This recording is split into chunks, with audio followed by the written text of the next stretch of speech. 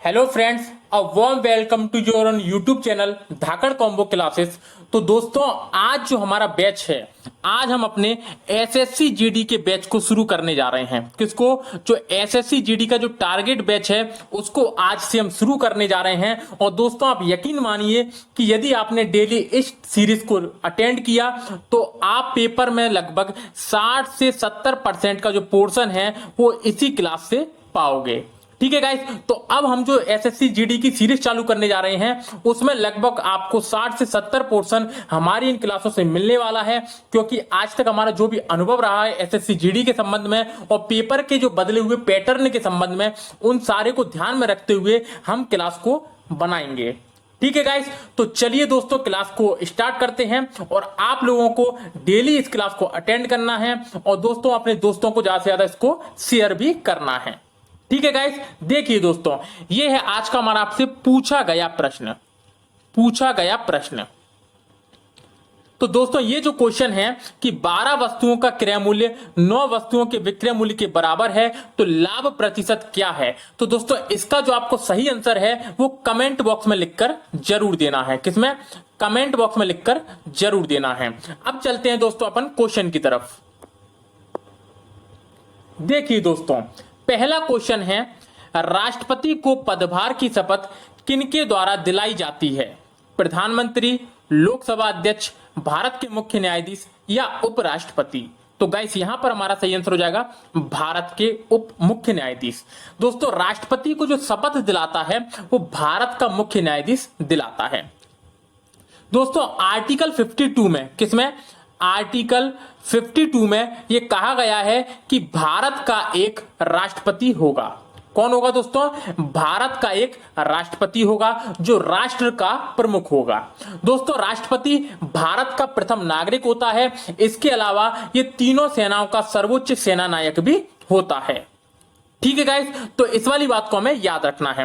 राष्ट्रपति को पद की शपथ भारत के मुख्य न्यायाधीश द्वारा दिलाई जाती है और यदि भारत का मुख्य न्यायाधीश अनुपस्थित होता है तो भारत के सर्वोच्च न्यायालय का कोई भी वरिष्ठतम न्यायाधीश राष्ट्रपति को उसके पदभार की शपथ दिला सकता है। ठीक है गाइस, तो ये कुछ प्रमुख बातें हैं राष्ट्रपति के बारे में जिसे हमें याद रखना है। दोस्तों, वर्तमान में कौन से राष्ट्रपति हैं? तो वर्तमान में 14वें राष्ट्रपति हैं। कौन से? वर्तमान में 14वें राष्ट्रपति हैं जिनका नाम है रामनाथ कोविंद। क्या? रामनाथ कोविंद। और इन्होंने दोस्तों अपना पदभार कब संभाला था?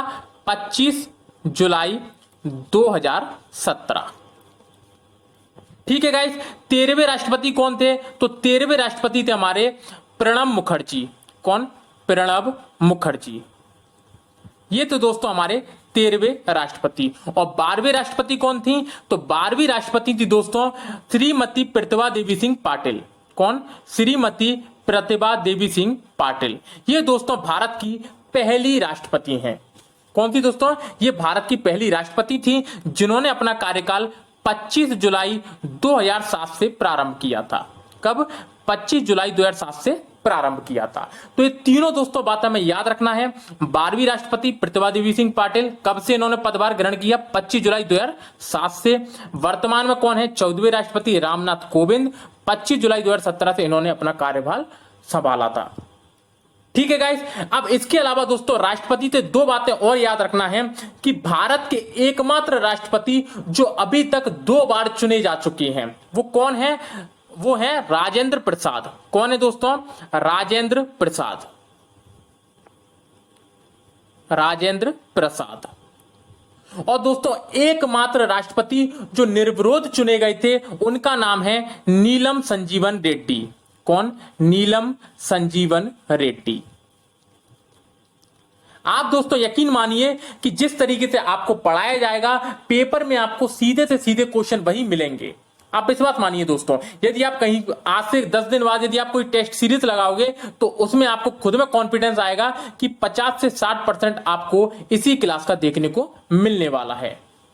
ठीक है गाइस, चलिए अगला क्वेश्चन देखते हैं। अगला क्वेश्चन है, पृथ्वी से तारों की दूरी को किस इकाई में मापा जाता है?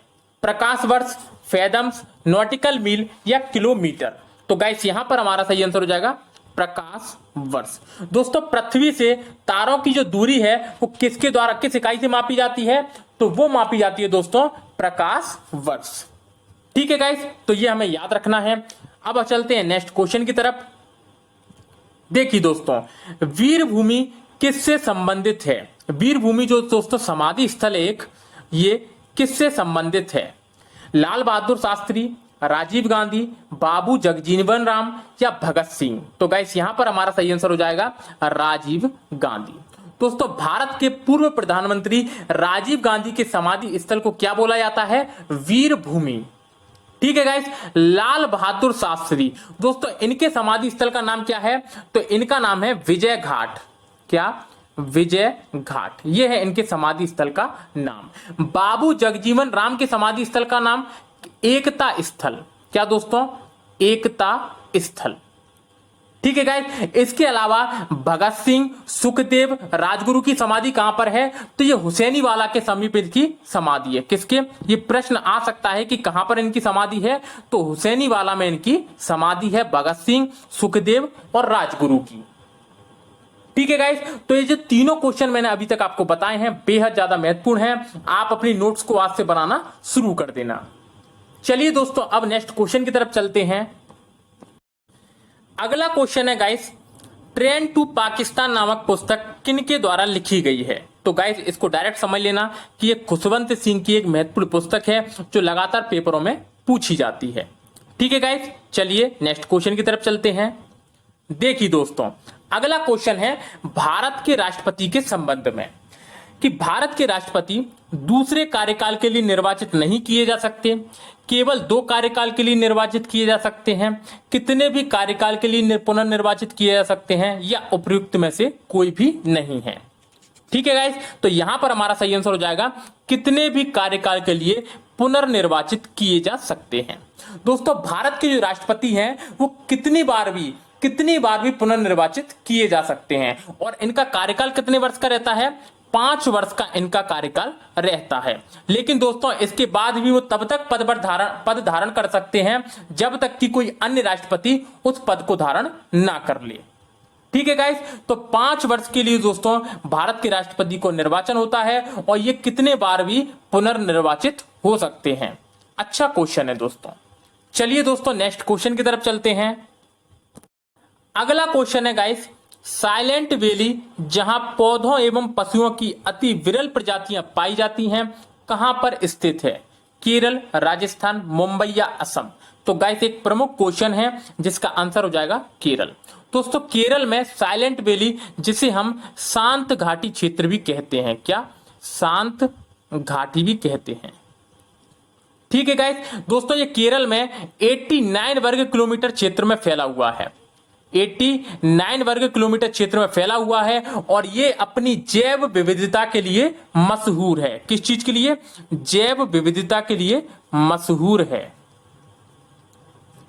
ठीक है गाइस, यदि हम बात करें साइलेंट वैली की, तो दोस्तों साइलेंट वैली का जो हृदय स्थली है, क्या? साइलेंट वैली की हृदय स्थली किसको कहा जाता है? तो यह कहा जाता है नीलगिरी बायोस्फीयर रिजर्व को। किसको? नीलगिरी को दोस्तों, नीलगिरी को।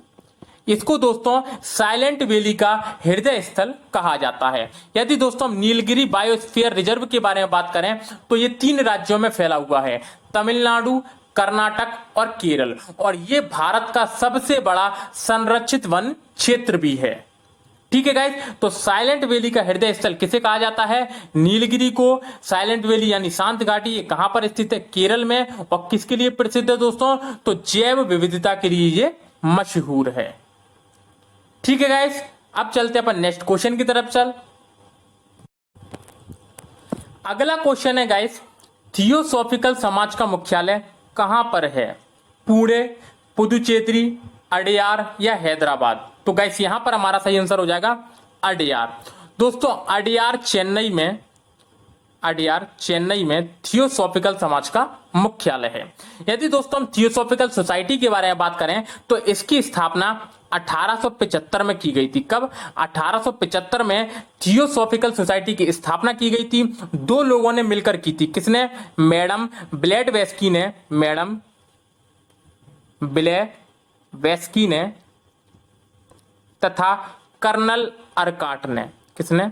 कर्नल अल्काट ने दोस्तों मिलकर थियोसॉफिकल सोसाइटी की स्थापना की थी। कहां पर की थी? अमेरिका में की थी। ये भी याद रखना, कहां की थी?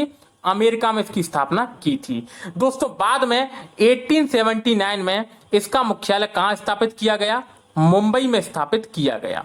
लेकिन दोस्तों पुनः 1882 में इसका मुख्यालय बदलकर अडयार चेन्नई में स्थापित कर दिया गया। अडयार चेन्नई में स्थापित कर दिया गया और तब से दोस्तों इसका मुख्यालय अडयार चेन्नई में ही है। ठीक है गाइस, तो 1875 में थियोसॉफिकल सोसाइटी की स्थापना मैडम ब्लैडवास्की तथा कर्नल अल्काट के द्वारा अमेरिका में की गई थी। 1879 में इसका मुख्यालय मुंबई स्थानांतरित किया गया और 1882 में अडयार चेन्नई को इसका मुख्यालय घोषित कर दिया गया। ठीक है गाइस, चलिए अगले क्वेश्चन की तरफ चलते हैं। देखिए दोस्तों, अगला क्वेश्चन है, कौन सा राज्य तीन ओर से बांग्लादेश की सीमाओं से घिरा हुआ है? मिजोरम, मेघालय, त्रिपुरा या पश्चिम बंगाल? तो गाइस यहां पर हमारा सही आंसर हो जाएगा त्रिपुरा। दोस्तों त्रिपुरा जो देश है वो तीनों ओर से बांग्लादेश की सीमा से घिरा हुआ है। यदि दोस्तों आप मैप में देखोगे अच्छे से तो आपको जहां पर आप त्रिपुरा की लोकेशन देखोगे वहां पर आपको दिख जाएगा कि तीनों इस तरीके से बांग्लादेश घेरा हुआ है त्रिपुरा को। त्रिपुरा यहां पर है और ये पूरा बांग्लादेश की सीमा है जिसने त्रिपुरा को घेरे रखा है। ठीक है गाइस, चलिए अगले क्वेश्चन की तरफ चलते हैं। किस राज्य में मुख्यमंत्री का कार्यकाल लगातार सबसे लंबा रहा है? पश्चिम बंगाल, आंध्र प्रदेश, सिक्किम या राजस्थान? तो गाइस यहां पर हमारा सही आंसर हो जाएगा सिक्किम। दोस्तों सिक्किम के जो पूर्व मुख्यमंत्री हैं पवन चामलिंग। कौन दोस्तों? पवन चामलिंग। दोस्तों ये भारत में अभी तक सबसे ज्यादा बार मुख्यमंत्री के पद पर रहे हैं और इनका कार्यकाल भी सबसे लंबा रहा है।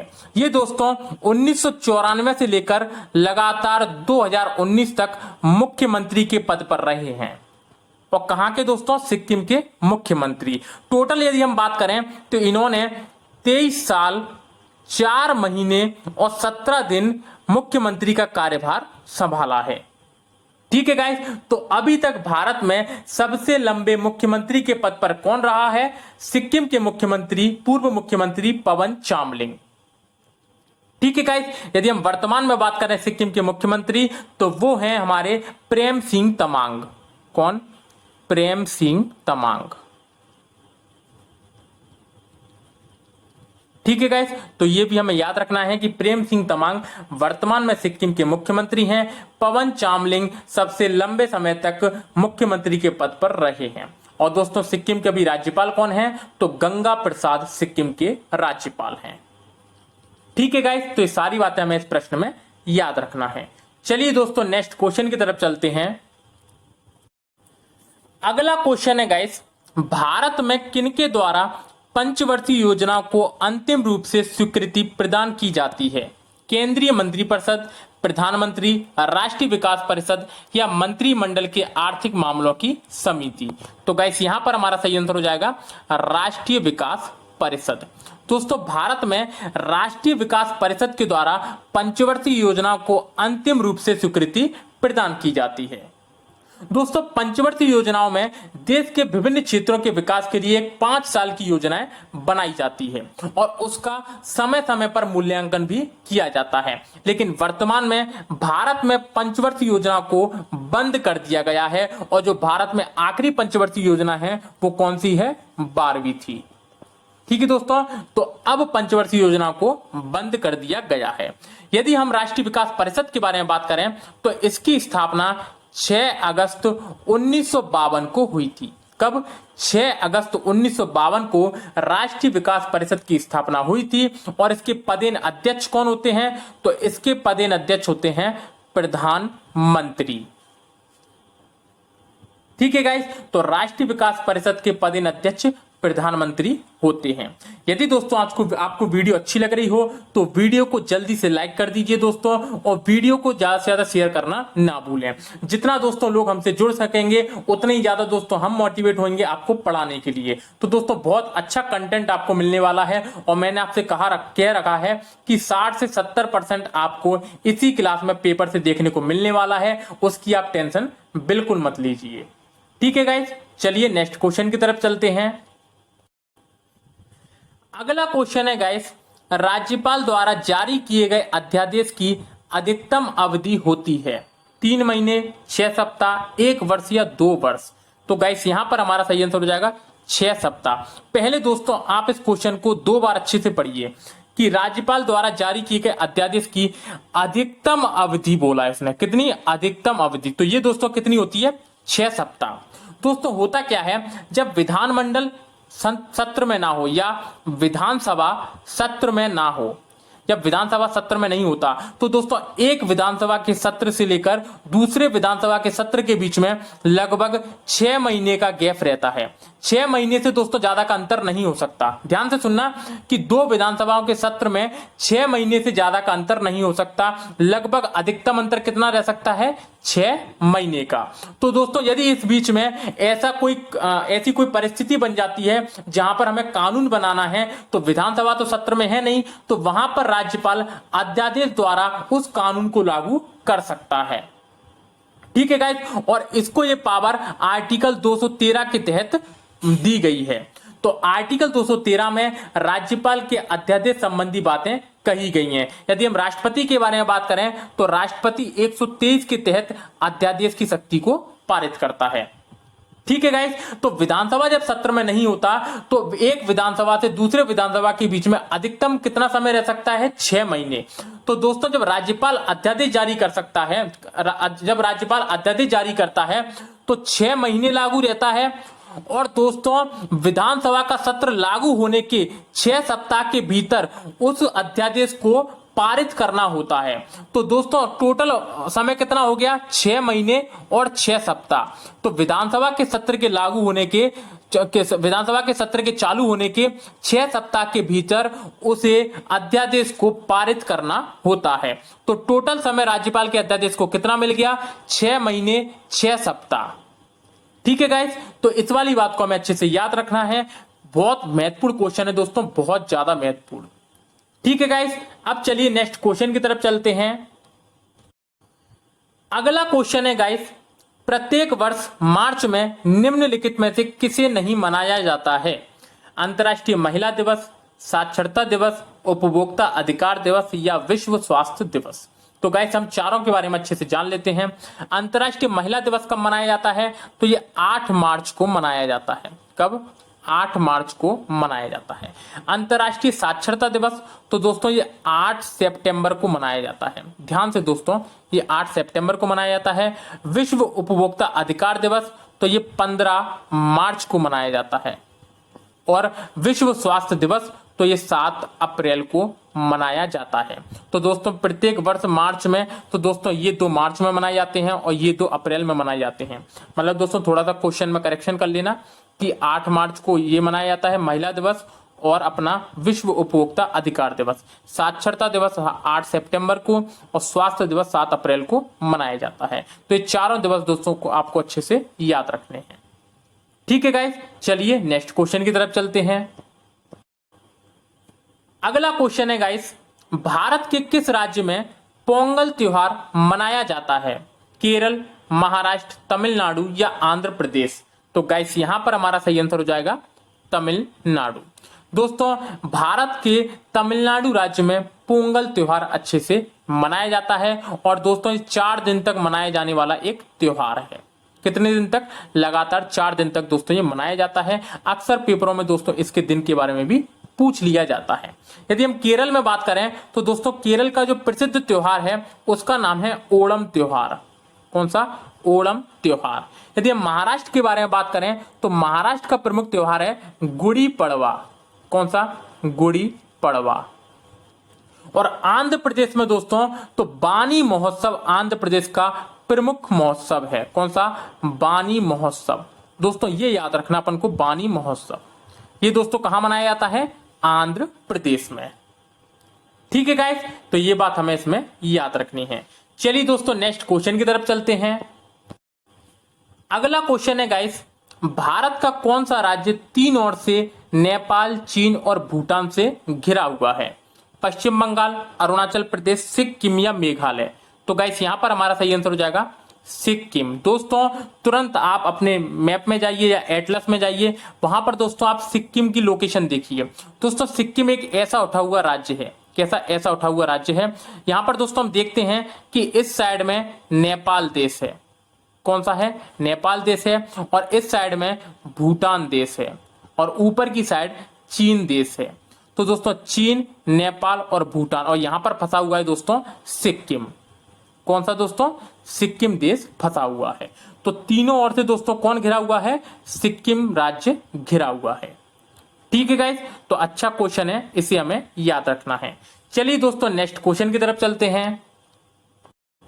अगला महत्वपूर्ण क्वेश्चन है गाइस, व्हाइट टाइगर नामक उपन्यास जिसे 2008 में मैन बुकर प्राइज से सम्मानित किया गया के लेखक कौन है? अरुंधति राय, वीएस नॉयपॉल, किरण देसाई या अरविंद अडेगा? तो यहां पर दोस्तों हमें दो चीजें याद रखनी है कि दोस्तों इसके लेखक कौन है। तो इसके लेखक हैं अरविंद अडेगा। तो व्हाइट टाइगर नामक उपन्यास के लेखक कौन है? अरविंद अडेगा, जिसके लिए दोस्तों इन्हें 2008 में मैन बुकर पुरस्कार से सम्मानित किया गया था। ठीक है गाइस, चलिए नेक्स्ट क्वेश्चन की तरफ चलते हैं। अगला क्वेश्चन है गाइस, मुद्रा राक्षस के लेखक कौन है? वात्स्यायन, विशाख दत्त, विष्णु शर्मा या वराह मिहिर? तो गाइस यहां पर हमारा सही आंसर हो जाएगा, मुद्रा राक्षस के जो लेखक हैं वो हैं विशाख दत्त। दोस्तों मुद्रा राक्षस जो किसकी कृति है? विशाख दत्त की। वात्स्यायन दोस्तों किसके रचिता हैं? तो ये हैं दोस्तों कामसूत्र के। किसके? कामसूत्र के। विष्णु शर्मा की दोस्तों पुस्तक का नाम पंचतंत्र। पंचतंत्र। और वराह मिहिर की पुस्तक का नाम व्रत संहिता। व्रत संहिता। ठीक है गाइस, तो ये चारों पुस्तकें हमें याद रखना है। मुद्रा राक्षस के लेखक विशाख दत्त, वात्स्यायन कामसूत्र, विष्णु शर्मा पंचतंत्र और वराह मिहिर व्रत संहिता। ठीक है गाइस, चलिए नेक्स्ट क्वेश्चन की तरफ चलते हैं। विख्यात लिंगराज मंदिर कहां पर स्थित है? पुरी, भुवनेश्वर, कोणार्क या खजुराहो? तो गाइस यहां पर हमारा सही आंसर हो जाएगा भुवनेश्वर। दोस्तों जो लिंगराज मंदिर है वो उड़ीसा की राजधानी भुवनेश्वर में स्थित है। ठीक है गाइस, चलिए नेक्स्ट क्वेश्चन की तरफ चलते हैं। ये देखिए दोस्तों, गलत जोड़ी को चुनना है इसमें से। मोतीलाल नेहरू, ये दोस्तों चार आपको दिख रहे हैं, ए बी सी डी। तो मोतीलाल नेहरू के द्वारा नेहरू रिपोर्ट बिल्कुल सही है। एम ए जिन्ना खिलाफत आंदोलन, एम के गांधी चंपारण सत्याग्रह और सुभाष बोस फॉरवर्ड ब्लॉक से संबंधित हैं। तो देखिए दोस्तों, सुभाष चंद्र बोस फॉरवर्ड ब्लॉक से संबंधित हैं। ठीक है, मोतीलाल नेहरू नेहरू रिपोर्ट से संबंधित हैं। एम के गांधी चंपारण सत्याग्रह से संबंधित हैं, और खिलाफत आंदोलन दोस्तों एम ए जिन्ना संबंधित नहीं है, क्योंकि दोस्तों खिलाफत आंदोलन से संबंधित कौन है? अली बंधु संबंधित हैं, और जिनके नाम हैं मौलाना अली और शौकत अली। कौन दोस्तों? मौलाना अली और शौकत अली। ये दोस्तों दोनों अली बंधु थे जो दोस्तों खिलाफत आंदोलन से संबंधित हैं।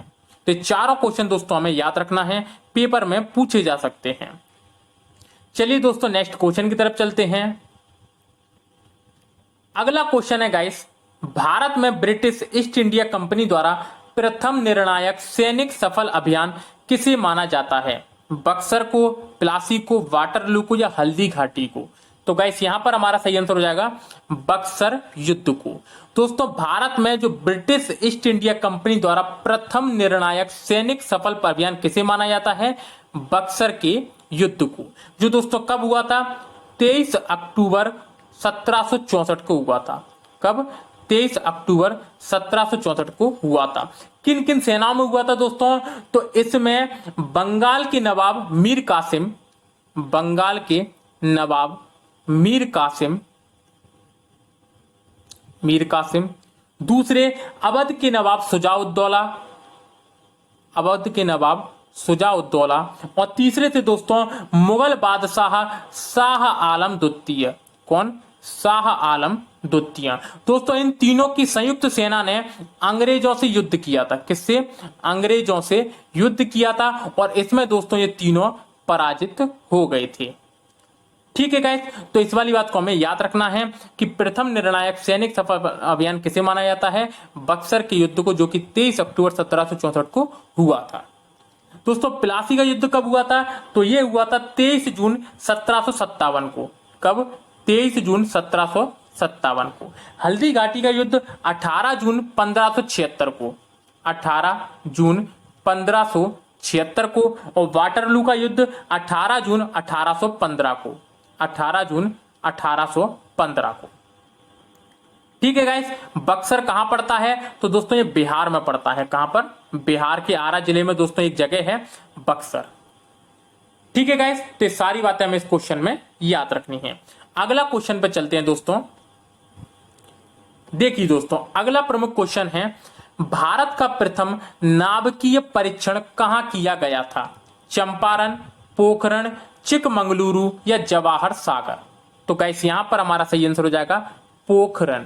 दोस्तों भारत का प्रथम नाभिकीय परीक्षण कहां किया गया था? तो ये पोखरण में किया गया था। और पोखरण दोस्तों कहां पर है? तो राजस्थान के जैसलमेर से लगभग 140 किलोमीटर दूर दोस्तों पोखरण पड़ता है, जहां पर हमने प्रथम नाभिकीय परीक्षण किया था। कब किया था दोस्तों?